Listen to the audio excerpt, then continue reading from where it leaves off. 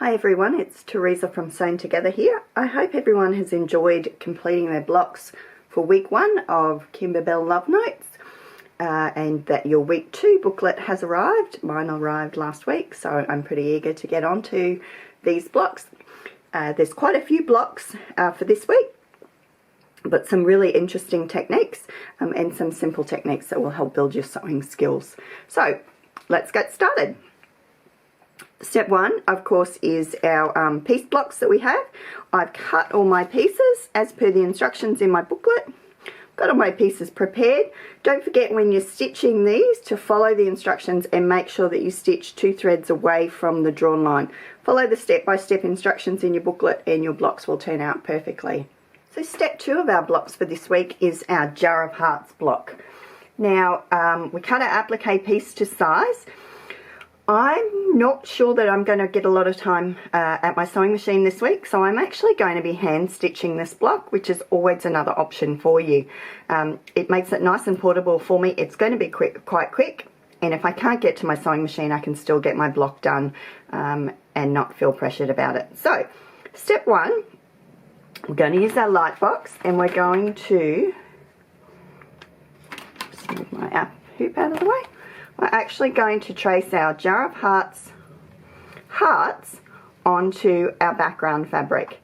Now, it's a little hard to see that through there at the moment because I've traced my heart shapes onto there, but I didn't trace the bottle shape. So just where the hearts are going to go, and on the back of my block, I have added some of the Shape to Fuse that's available from Echidna, or Shape to Create, the fusible interfacing, and that makes it beautiful and soft and nice and firm for me to do my hand stitching on, and I don't see any shadows of my threads on the back.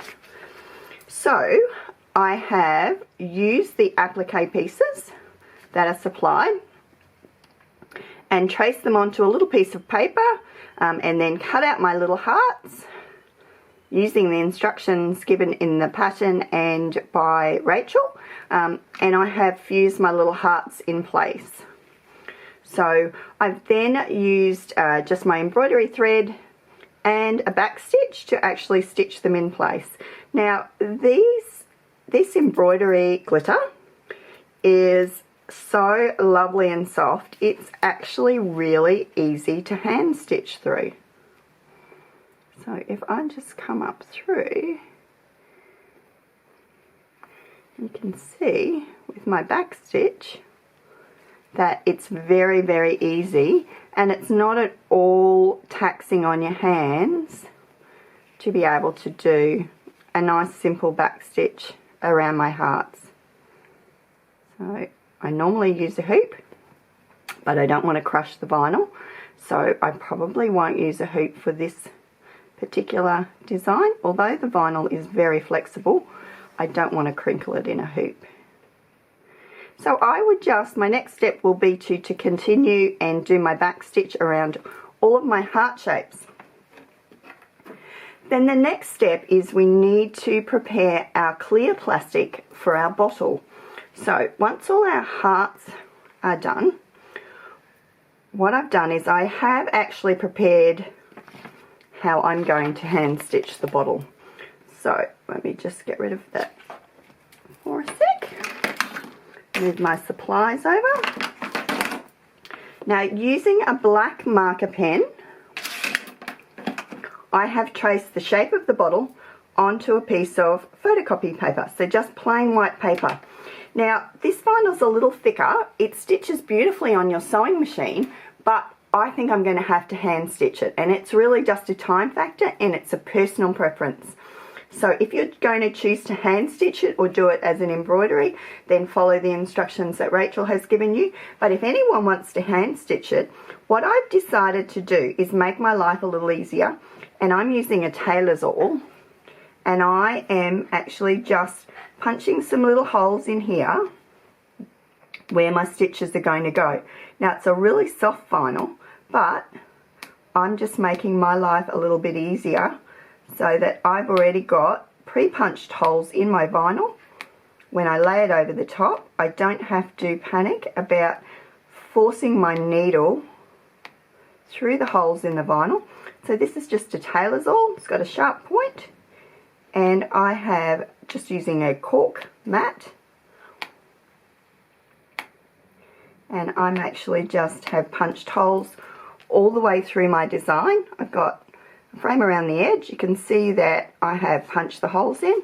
When I take the paper away off the back, you can maybe actually see all my stitching lines. So I'll move this out of the way. I'm going to put a little piece of double-sided tape in the corner of my vinyl just to help me hold it in place. Now, double-sided tape won't stay attached to my fabric very well, but if I bring my light box back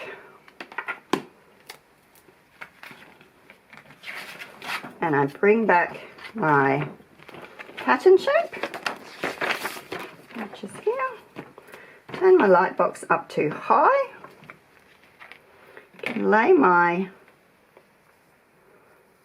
applique over the top. Now, I'm sure that you're struggling to see this on camera, but I can actually see the lines of the bottle and the lines of the heart. I'm going to lay my, of course I won't have a needle there, they will all be stitched. I'm going to lay my shape, lining it up with my design lines that I can see. Just going to sticky tape it in place, and because I'm going to be trimming these edges away, I can actually place a couple of pins in here to hold it in place. And I'm going to use the holes that I've already punctured in place, and I'm going to back stitch this in place just using a simple back stitch and just a regular stranded cotton with 2 threads. So that's going to give me a nice alternate way of stitching my vinyl down without having to use my sewing machine, because I know I'm going to be out a lot this week, but I can take this with me. I'll get that completed and show you when done. So I have done the preparation for the next step, which is our Always Better Together block. Alternatively, you could be doing sending hugs, kisses and Valentine wishes. I've chosen to do this one.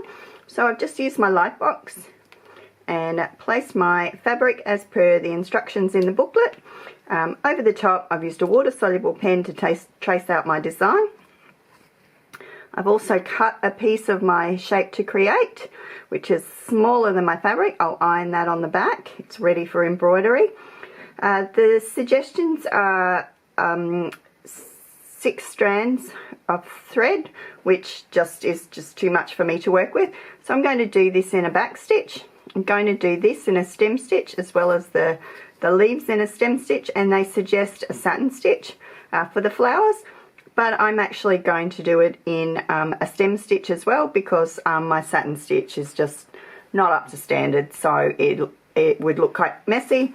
So I'm going to just do it in a stem stitch and maybe some French knots in the center. So that's the next section. It's ready to go. Ready for me to start stitching. So the next step we have in this week's blocks are our 5 Sealed with a Kiss blocks. Now I had to ask what the initials stood for as well, so if you didn't know that SWAK stands for Sealed with a Kiss, you're not on your own. So there's a few different components to these 5 blocks that we're going to make. We've got our background fabrics, and they're cut as per the book. We have got our stamp backgrounds, we've got our stamped scallops, and we've got our little red embroidery hearts from the cherry red embroidery leather. Now I've changed things a little bit with these, in that my background fabric's cut exactly the same. Now for my little embroidery hearts, I'm going to machine stitch them on. Just a little tip for you when you're stitching, cutting these out. I have traced the shape from our instructions page onto just a piece of white photocopy paper, and when you're cutting them out, place it on the top of your fabric. Cut them with a fairly small pair of scissors. Don't go really giant dressmaking scissors. And when you're cutting, just slightly angle the scissors under, just a tiny little bit, doesn't have to be enough. The scissors stay still and the fabric or the vinyl moves. and try and cut as far as you can in one sweeping movement, and you will get a much smoother result than if you do it in lots of small cuts. By angling your fabric or your scissors under just a smidge, you see less of the white backing on the leather, but if you do see the white backing, it's quite okay. So you can see that there's very little of the white backing showing.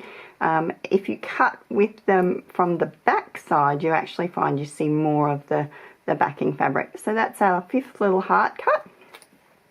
Now for the stamp backgrounds and the stamp scallops, I'm just going to turn the page over here. Here's our instruction page, and so there's our designs. Now I found when I cut out my first scallop that when I cut my scallops, the little edges, the little points actually all frayed on my fabric, and that's probably to do with the fabric that I was using. So what I've done is I've actually cut a piece of fabric which is about 10 inches long and about 2 inches wide, and I've cut 2 of those, one for the front, one for the back. I've ironed a piece of hot melt web to the back of the top fabric. I've peeled the paper away, I've placed the back fabric on top of it, and I've actually used it to fuse 2 pieces of fabric together. So I've got a double-sided piece of fabric, and now when I cut these out, my fabric's not going to fray and I don't need to stitch the edges down. Rather than try and trace around all these little shapes, what I've done is I've started with a basic square, and I think I can just eyeball these little scallops myself without too much of a problem. For the background shapes, for the stamp background, I've also applied fusible web to the back of that, so hot melt web to the back, and I've actually used my rotary cutter and ruler to cut those out. Mine are just a tiny smidge smaller than the instructions say, so it rounded down, I think it was 1 3/8 inches, which I'm quite happy with. I'm quite okay with that it's just a tiny bit smaller because it's my quilt. So I'm going to pop my hot melt web, or my fabric with the hot melt web, over my design, and I've got my light box underneath, and I can clearly see to mark my 5-cent stitching line, and I'm going to mark that on all 5 of them. Plus I'm also going to put just a few little marks just to give me an idea of where to place my heart. So I'm going to do that with all 5 of those. I am going to put my blocks together before I put my pieces of my blocks together. So I infuse all my pieces together before I do my embroidery. I know it's going to be a little bit thicker, but 2 layers of hot melt web is actually okay to handle, so I'm not worried about that. So I'm going to continue on and make those blocks. I'm going to use sewing machine to then stitch my hearts on after I've put my pieces together, and trim my blocks to size as per the instructions. So I'll move on with those and show you all the completed ones at the end. So the last segment of our week 2 for Love Notes is the block which is called Bunches of Love. So I cut my background fabric as per my instructions. I've got my light box, just going to trace my shapes onto here. They mention in the instructions to use a disappearing pen. That's okay if you're not living in a climate that's really humid, because the disappearing pen actually will disappear quite quickly in a humid climate. So again, your best bet is either to use a water-soluble pen or a very light marking using a simple lead pencil.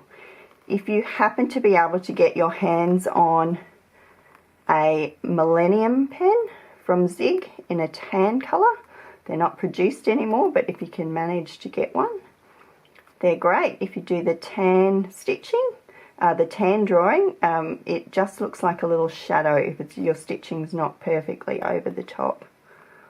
So I'm doing mine with a water-soluble pen, and again I'm going to be stitching mine with stem stitch, and I won't be using satin stitch because my satin stitch is really not what I consider to be acceptable. So I'm actually just going to be doing mine in stem stitch and back stitch. And the flowers that we've got missing at the top will actually be there from our embellishment kit, and they will be added after our quilting is complete. So this is the last portion of our block, so I'm off to get them all completed, and I will post a photo when they're done.